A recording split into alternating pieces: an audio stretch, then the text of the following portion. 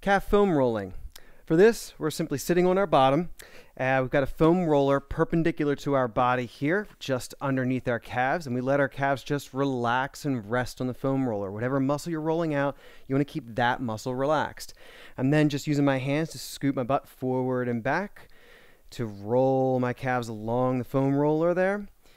You can then take your feet and angle them in different directions to get different parts of your calves.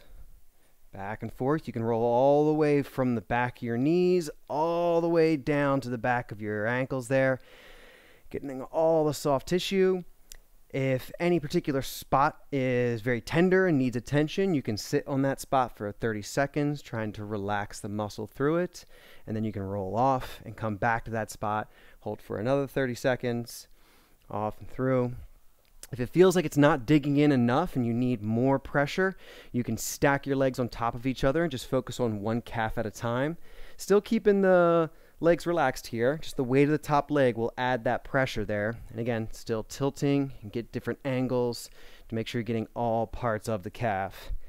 If you're doing that, then you just simply switch legs. Make sure you get the other one as well. While you're doing this, try to also still keep your shoulder posture in as much check as you can. We generally try not to put too much pressure with our elbows behind our shoulders there. This is kind of the only way you're going to be able to do this. So just keep your shoulders kind of chest out as best you can. Shoulders back and down as best you can. Doing what you can to try and keep as good of a shoulder posture as you can maintain there throughout the rolling. That's calf foam rolling.